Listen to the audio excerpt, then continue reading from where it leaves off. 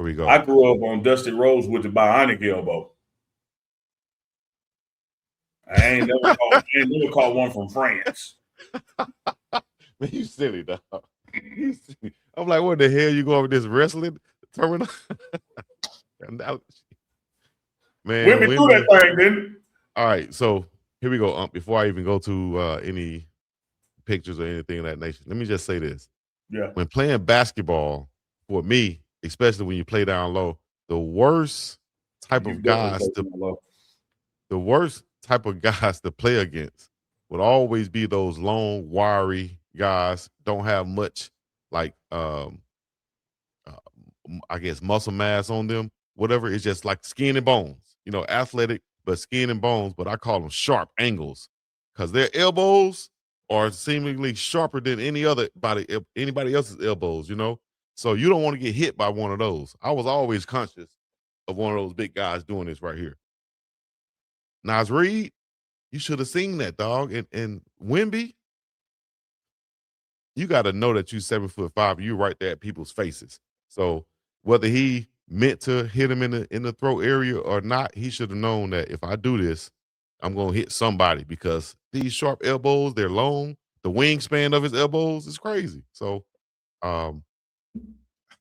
should he have been ejected? You know, that's up for discussion. But at the end of the day, dog. That's what we here What you for. think? Should he have let me go back to your original point first.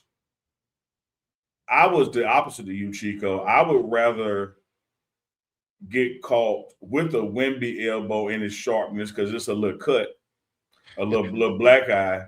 Then you remember like when Ron Artest hit Harden with that elbow and Cade his damn skull is like. See, like you don't want no Anthony Mason elbow over Wemby. Give me the pointed elbow over the blunt force trauma to the head. Hey, that's a matter of taste. You know, that's how you want to eat. You eat down low, like we said. We good. I will say this. Did Wemby throw that elbow? Yes. Did he throw it like maliciously to hurt somebody? No. It was like out of frustration. Get up off me.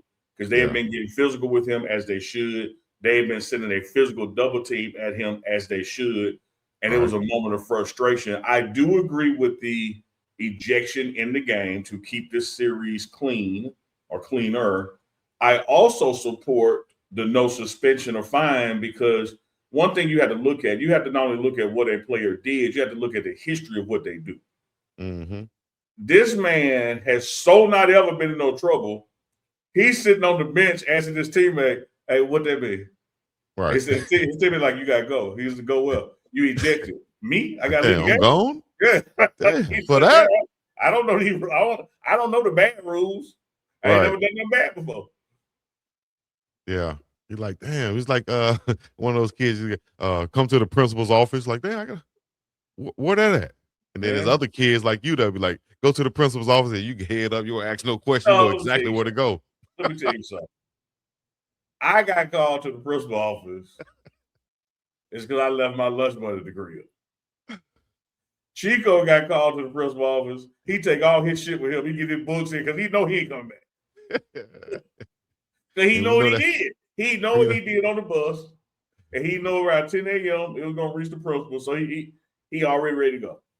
Wemby was like me on the bench, like, man, I ain't what they talking about. I ain't done nothing. Just help on this basketball. That was one of those moments where your auntie or grandma say, bless his heart. Bless his heart. Wemby didn't know. So, Chico, do you support the ejection and support the lack of suspension? Because that would have been major for the playoffs now. Yeah, see, if just like this chat saying, if that would have been Draymond, you know, police would have been called. They would have stopped the game. They would have escorted him out of the building in handcuffs. Yeah, and he got history. He got history. But with Wemby doing it, you know, even the players on the other team didn't react like they would if it was somebody else. You know, they held him like they were like, hold up, Wemby, like, did you know what you just did? Like, hold down, like, you know what I'm saying? It was like somebody doing it that you really like, you know, doing something, and you know that they didn't do it, like you said, maliciously or intent to hurt somebody, you know. So, but Chico, you raised the excellent point about knowing who you are and where you are and how you stack up on the court. I know it's not Sunday night, but let me give you a story time with Uncle Chico. Chico, I was down in Baton Rouge and I was in college at a party. Shout out to BR. And the party was packed. And somebody kept bumping me. And I said to myself, if I get bumped like this one more time, I'm turning around and I'm swinging on the mofo. I turned around, Chico, and I'm every bit of 6 foot at the time. And I'm looking at a son bitch ass the height of my shoulders. And I looked up and it was Shaquille O'Neal. And I didn't swing, Chico. Of course you did. I said, my bad. My bad, Big Jack. Babe, my bad for putting my shoulders on your ass. Like, my bad. Like, I'm wrong. Did you say my bad after you kept rubbing it on him again? When I turned around, he felt the energy and turned around. I was like, hey, Chico, watch the face. Because you can't hear the music now. Hear what you do. You turn around like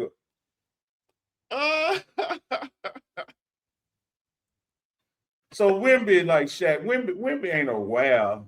His ass is other people's shoulders, you know. Like he was swinging the elbow to create some space, you know. The chat said you was. The chat said you were shimmying into Shaq's shoulder on purpose. I got the chat up. The chat ain't saying shit. The chat ain't saying shit like that. Chico said that, which is why folks with Mo, when I get the damn song, I'm gonna bump the hell out of it in its entirety because it's shit like this. I'm shimmying in the jackass. That's why the Q's want to fight you right now. Shit like that. I'm talking about the chat said. He didn't know I had to chat up today, y'all. I'm talking about the chat said. Who said it, Chico? Who you go loud? Did Daddy say it went by too fast. Oh my God. That was so funny just imagining that. Anyway. True story, man. That shit happened. True story. Chico. Unc said last show, man, you got me crying. Y'all got me crying in here. Here's the good news, Chico. Hey, go to the website. Also, go to unclechico.myshopify.com. That's right. If you're doing numbers where you are, racks don't lie. Go get you some. No, racks don't lie. Racks don't lie. Denise Smith, go check her out at DeniseSmithInsurance.com. That's Denise Smith, the typical spelling, insurance.com. You got to protect what matters most, Chico. That's your home, that's your health, that's your auto, that's your boat, that's your family, that's your finances. Protect what matters most. Denise Smith will help you do that. All you got to do is call up at 303-343-3515 or hit her up on the World Wide Web at DeniseSmithInsurance.com. Speaking of calming, the Boulder Broker, which we call the beautiful Boulder Broker, right there at Baseline and 30th, I think it is. Either way, the boulderbroker.com. Make your reservations. Call them on the phone. And when you check in, let them know Uncle Neely sent you. You're getting 20% off your stay. Don't try to pull it on the way out after somebody done told you about it. You got to do it on the way in. Everything is done on the approach, not the exit. So step to them right, let them know Unc sent you. They're going to take 20% off.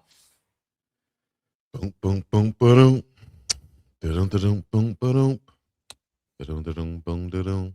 Thank y'all for coming out, man. Wake up, Captain, drop a super chat now. Morning run, go dumb, funniest in town. If you ain't sub yet, sit your ass down. If you ain't sub yet, sit your ass down.